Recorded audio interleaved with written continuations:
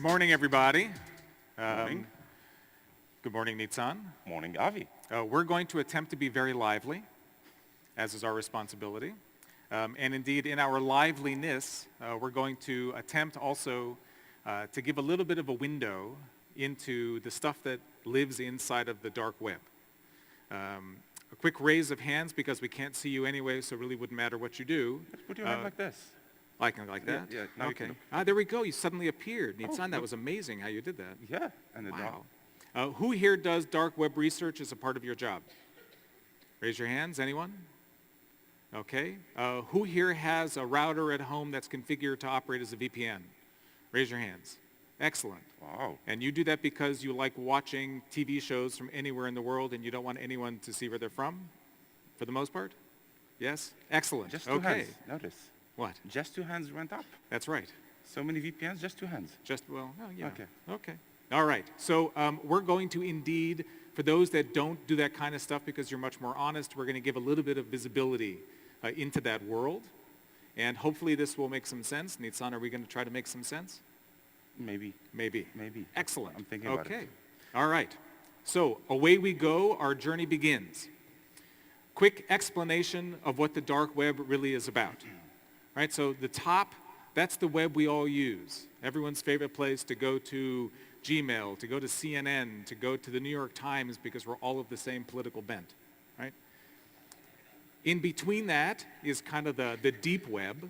The deep web is the space that's not really indexable. If you do a search in Google, you're not going to find those results. Down at the bottom, we make a lot of noise about it, but it's a relatively small space. That's where we find the dark web. In the dark web, these are sites that you need some kind of a special tool to access. Normally some kind of an obfuscated browser, which, Neatsun, you're going to share with us later. Yeah, we are. Yes, indeed. Excellent, fantastic. Now, there have been a number of studies over the past couple of years that indeed shed some light on the dark web. Right? And so the graphic that you see here, it's from an article in the magazine The Economist, which conveniently enough the article is called Shedding Light on the Dark Web. Surprise. Fantastic, right? And what you see is the sales results of one site that they analyzed. Right? And if we take a look at it, it pretty much aligns to the bad things that we do but really shouldn't be doing. The majority of business off this site is associated with illicit drugs. You'll also notice that prescription drugs fall into the types of sales of this site. Those are the oxycodones of the world and the opioids that we really shouldn't be using anyway. And then our space, the other stuff, the hacking, represents sort of the leftovers, the smaller pieces of business that the majority of the population doesn't really care about. Now, to give a little bit of additional detail around that, let's look at some of those main categories. You'll notice it says illicit porn. Right, this is the place where the real perverts of the world go. Child porn, awful sex slave stuff, that's in this space. It's really disgusting, being totally honest. The hacking section of it is it's a very small part. The majority of the things that are available for sale that people access within the dark web, drugs, finance, right? So this is the credit cards. And we're going to show. And we're going to show it. Yeah, and we're going to show it. Exactly right. Now, the largest chunk of sites that we find actually don't even exist at all. They're sort of failed registrations.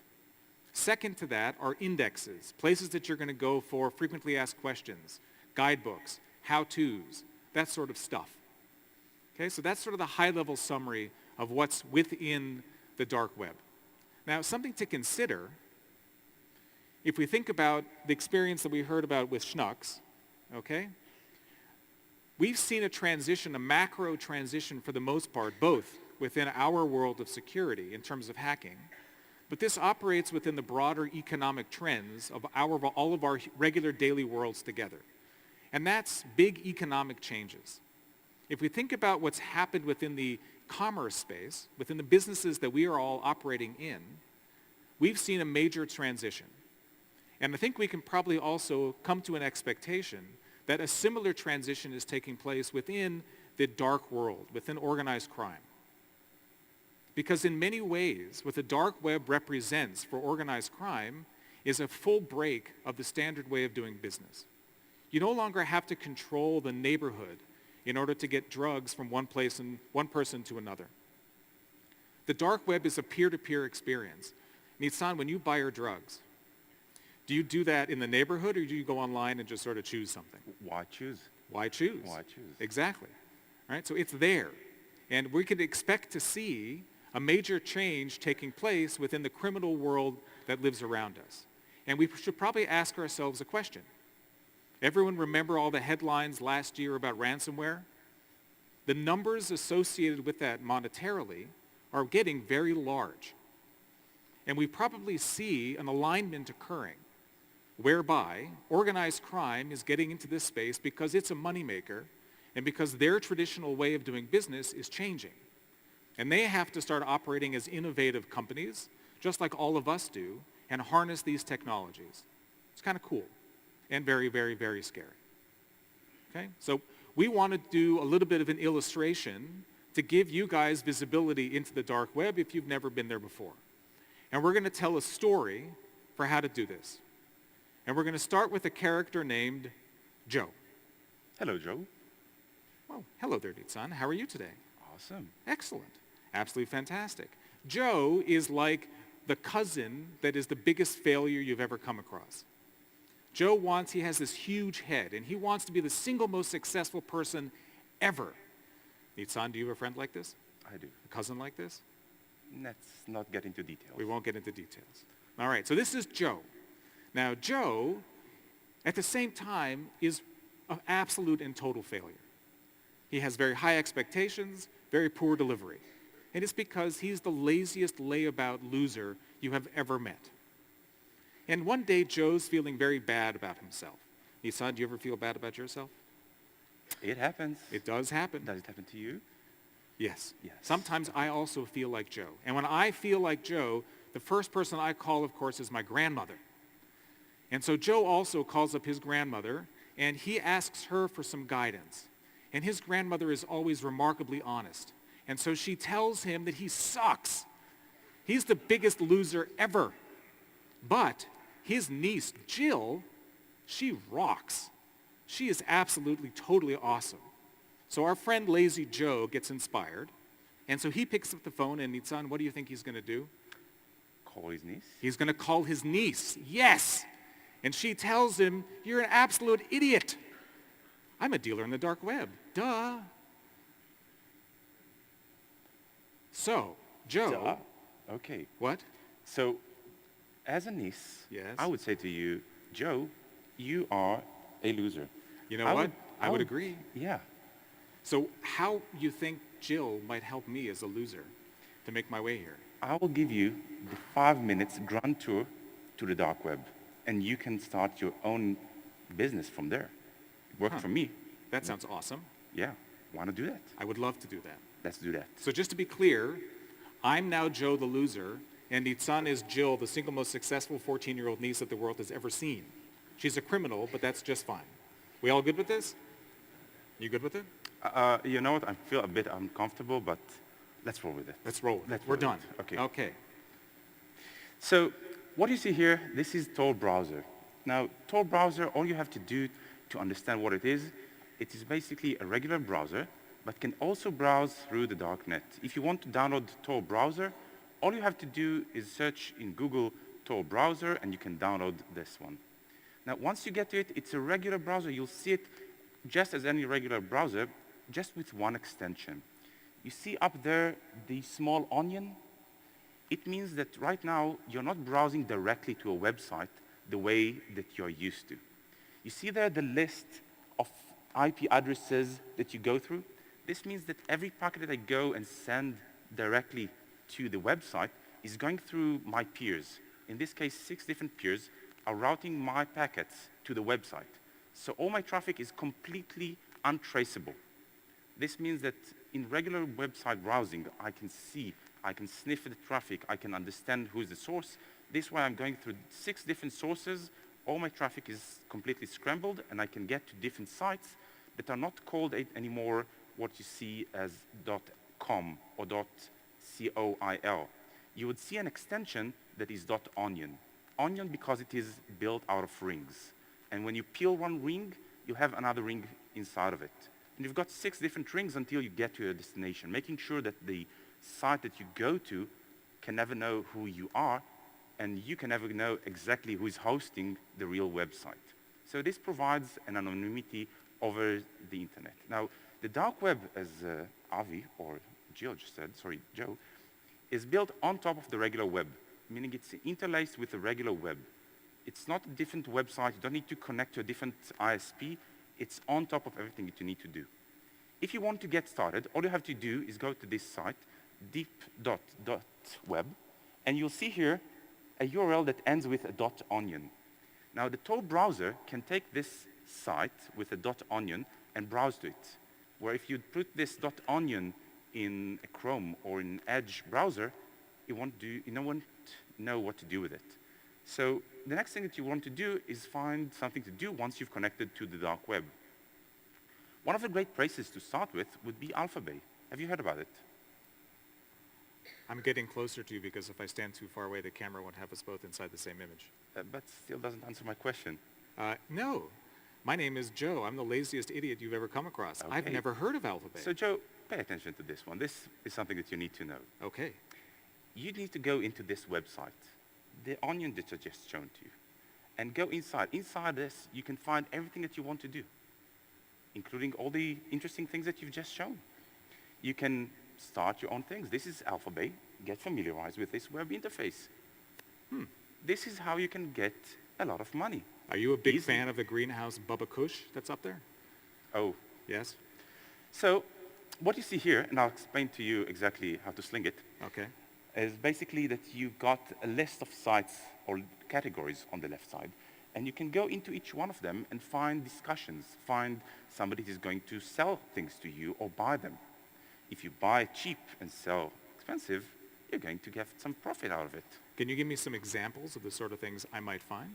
Okay, let's have a look. So over here, it's very easy to see. You can buy a bit of MDMA pills. This is a nice deal, $720 for 500 of them. Is that about what you pay for your MDMA pills? I buy in chunks. So You buy in chunks. Yeah, I so see. sorry, what is that? It was a laugh. Now, is this an advanced version of mobile device management? No, it's not MDM, it's MDMA. I see. Okay, I will understand. explain it to you later Okay. on. What's the chemistry of MDMA? Do you want to open it right now? No, that's okay. Okay. Okay. Let's see what's else on the dark web. How about some Western Union accounts? Ooh. Yeah, that's My nice. grandmother, she sends me money through Western Union all the time. Okay, so why won't I give you just a card and you can use it? Really? Yes, look at the price. Huh. Let's So see for what else. $39.99, what would I get? Oh, you would get access, you would get credit cards, you would get personal information, how to use this one. You might need to somehow launder it. You can't use mass chunks of it, but you can use it once in a while. When you're in a down, you can use this kind of, I don't know, credit cards, information transfers to do that. But, That's pretty cool. Yeah, okay. How about some payment checks if you'd like to maybe show you've got a legitimate business, maybe claim for some government support? That's pretty cool. Last time I worked, which was 2.5 years ago, I actually got a pay stub, and it had my social security number, it had my bank account detail on it, it had my tax deductions on it, it had nearly everything on me. Yeah. So now I can give you of others, or I can fabricate one for you that will look like something authentic that you'll be able to use That's wherever you pretty like. scary. Okay. No, it's not scary. And you know this one? If you want to do and be a real cyber criminal, you can use Terror Explicate. It's one of the top 10 right now. It's really hype. You can go inside of it. There's a web interface. And all you have to do is send some spam to people. They will just double-click on it, and you'll be rich. That's amazing. Yeah, there are guys making 100K per week just using this one. That's incredible. So, Joe, your 5 minutes are over. Go sell something. So now I'm on my own. You're on your own. I can do whatever I want. Whatever you want. If I were a really successful person at this point, I would probably do something really cool. I'd get on the terror exploit kit and I would start attacking people and have the time of my life and be as wealthy as you are. Probably. But I'm not. I'm Joe. So the first thing I'm going to do, of course, when I have all this information is I'm going to get lost and play cards. Is that okay? Awesome choice. Excellent. because I'm a total loser. And I'm going to take my time and I'm going to play poker. Can I access poker sites through Alphabet? Of course. A lot of poker sites are used in the dark web, not all the time for legitimate things. It's a bit different from PokerStars. I'll explain later on. Okay, so I'm going to go and I'm going to play and I'm going to win amazing amounts of money, and it's fantastic. And I'm suddenly starting to feel remarkably good about myself. Except I come across sort of an interesting situation, because it turns out that I, lazy ultimate loser Joe, was playing on the worst possible table that I could have played at. I should have explained more. You probably should have. I understand my mistake right now. I should have explained that to you. Okay, because I think what ends up happening as I'm making all this money is that it turns out that inside the dark web, I was actually playing against the mob. And the mob isn't a nice bunch of people, right? And so here I am, I'm in sort of this casino space, I'm in my poker space, and what ends up happening is I fall into a trap that organized crime has started to use inside of PokerStars and other types of applications like it. This is a true story, by the way. It is. This is absolutely a true story. Because what they do, they have these scams and they distribute frequently asked question guides, and they distribute lots of different documentation. They give you direct instructions for how they use online poker and malicious apps associated with it to launder money, to steal money, and to ensure that they win playing against idiots. Unfortunately, I'm such an idiot as Lazy Joe that I actually won. And there were some consequences to my winning. But what did they do to me? So I was playing with this table, not even realizing where I was. And it turns out, right, that they had called one another in advance and coordinated their game. So they're all in the same game. And once they're there, one of them decides that they're going to create another account.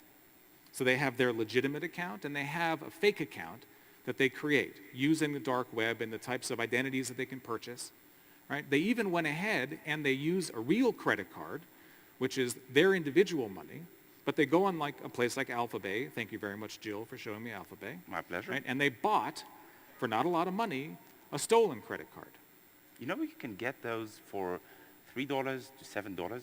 That's amazing. It is amazing. With a credit card, does it show me balance information? You can. Wow. On average, yeah, but you can actually buy for $7 with a balance of under $2,000. That's amazing. Yeah. So what they did, indeed, in stealing one of these cards, okay, so they set it up. Now they have two players at the table, and everybody else, and me, Lazy Joe, okay? And as they sign on, they remember something very important. They use a VPN. They're using Tor. They align the stolen credit card to the geolocation, as we heard from Schnooks before. They assign where the card is based to their VPN connection, so they align. And that tricks the credit card bureaus so that they don't see that misalignment and flag it as being fraud. Sort of a little cool thing that they do. And then, once they have this process going, right, one of the people, the person like managing the table, says, all right, everybody, now's the time for you to fold. So they put their money on, they're involved in the game, and then they step out, and now there's money on the table. And they have those two fake accounts that are still there. Two accounts. The fake account then goes all in. And it empties whatever credit it had inside the poker game, leaving all the money on the table, and then it folds. And lo and behold, the real account holder gets all the winning and cashes out. So wait, let me understand this. You're saying I can take those stolen credit cards and through poker basically launder them? Yes. What else can I do with that? Well, if you are laundering money, that's absolutely one way to do it. And we've identified actually some interesting campaigns where people walk into casino floors with cash that they get from selling drugs, and they exchange the cash for tokens inside of online gambling. And then they move that cash from one person to another within the table so that at the end, there's no connection between what was sold on the street to the credit that then plops into someone's account. Wow, I should have thought of that before. Pretty cool. Yeah. Right, so that's something that you, Jill, should probably start doing. Yeah. Exactly. Now, things, unfortunately for Joe, don't work out very well because, of course, he was supposed to lose. But he didn't. He didn't fold. And it happened to work out that his cards were better than the cards of the person who was supposed to win at the table. Right? The mob, Joe's not such a smart guy, the mob was able to find him. And let's just say that Joe is swimming very well right now, and like those Thai massage places where the fish come along and chew on his toes, Sleeping with the fishes. Sleeping with the fishes. Exactly right. That's our good friend Lazy Joe. So Avi, Yes. that's a really nice story, but I'm a security practitioner in an enterprise. What does it have to do with me? That's a fantastic question, Neatsun. Okay, so this is something for all of you guys. I want you to understand that if your credentials of your organization is out there in the dark web, somebody can use them very easily. We had huge dumps over the past years, like the LinkedIn dumps, where people entered the same username and password that they use inside organization in their LinkedIn account, the private account. Meaning once I can see those dumps and get the username and password, I can easily penetrate your organization using the username and password of your organization. Make sure that you change the passwords. Make sure that you constantly connect those, your gateways to your Active Directory to make sure that you don't reuse the Active Directory usernames and passwords. But there are additional things over there. You can find malicious apps. You can find a lot of different things that you should be aware. If your name is flagged, this is something that you should be aware of.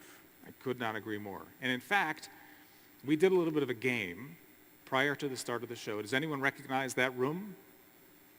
Okay, so we did a little thing because we were curious to see if what we're talking about is purely theoretical or is this a real problem? What do you mean theoretical? Well, we were a little bit bold and we took the registration list for the show. We carved out the names of all of you here and we just kept the domains of your organizations. Just domains. Okay, so, and then we went ahead and did a search just to see just how prevalent information on the dark web is.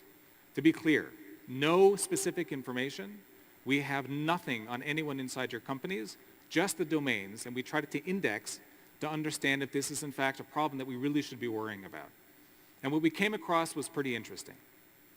Okay, of the companies represented within this conference, there are about 2.5 million credentials. Wow, that's a huge number. It's a big number. Now, these are the big breaches, like the LinkedIn breach, Yes. like the Yahoo breach, like the Adobe breach. Okay, so that's people whose passwords are still out there available for sale.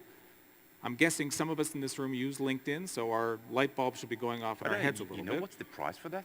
What is the price for that? They would send you 1,000 usernames for less than $1.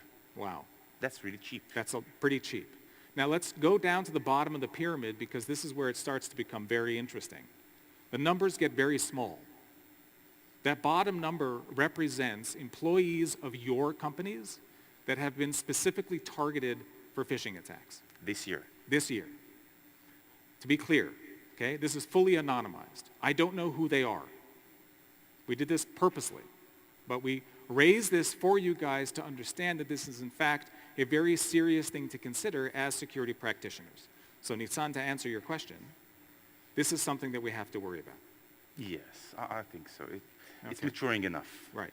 So what do we have to do about it is the big question. And we're going to wrap up because we're already late. Okay? If you're not currently researching inside the dark web, you need to start doing it now. Okay? We did that research with a company called Insights. Okay? Do the research. Set up, when you went in, you created a fake credential. Yes, I did, Right? of course. Go in and start analyzing. It's very easy. The steps that Jill showed us, that's all it takes to go in. It really is that simple. Okay? Neatsun, what else can we do? Well, I think that if you encounter 0 days that are coming your direction, you should be protected with our products. And if you notice, thou shall use Sandblast. Right. Okay? So 0 days are important. We have to protect against them. What about if I find indicators? Well, if you find indicators, just bring them on to your management, add them through your management interface. Starting with 7710, you can take those IOCs, put them in, and basically you're protected. That's fantastic. That's a help. Yes, and this is something that we do for you most of the time, but you should really use our services if you want them to get more information. Also relevant. Yes. Right? If you're not using identity awareness, important, you find credentials, leverage Active Directory, leverage an individual repository like LDAP to push out changes across the network. That way you're not stuck managing individual users, individual credentials when you find them on the dark web. Okay? Also very important and very beneficial. Neatsun, what about mobile apps? So mobile apps, we see quite a lot of mobile apps in the dark web, like you mentioned with the casino options. Well, use our mobile threat prevention you can use that and actually make sure that all of your users are safe from mobile attacks. That's really important. Okay. A lot of the targets today are using mobile. And if you guys haven't noticed, we've now transitioned from the soft sell into the hard sell part. Okay? Right, so just total transparency, right? Now, of course, there are some lessons learned from this exercise. So Neatsun, if you don't mind, what are some of the lessons that Joe should have learned? Well, first of all, you need to know that bananas do not shoot live ammunition. This Yes. is really important. Yes, I would agree with that. So if someone comes with a gun to me and I have a banana, not going to help. Yeah, I wouldn't bet on you. Okay, Sorry. fair enough. I love you a lot, but yeah. And the second thing, do not use your personal information on the dark web.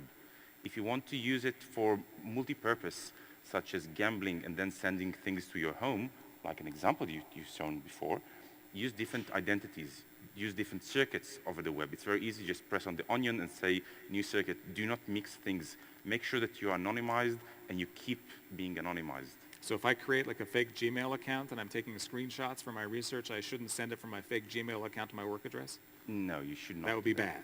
That's a bad Okay, idea. got it. All right. The other thing to consider, and this ultimately is the purpose of this exercise, right, is if you're not taking this stuff seriously, please start doing so. The stuff that's on the dark web is real. It's a big deal. Ignoring it, not a good plan. This definitely is not the head in the sand option for us today. We should assume that the worst types of actors live there, and they are building information on us as individuals and our companies for their gain. Remember, dark web to retail, to organized crime, right, they're changing and they're operating within these methods. The threats are very real, but as we showed some examples, there are protections that are also available to block these types of attacks. So Neatsun, I'd personally like to thank you for taking this journey with me. Thank you very much, Joe. It's Thank been you. a pleasure. Indeed, indeed. And thank you very much. Guys, thank you very much.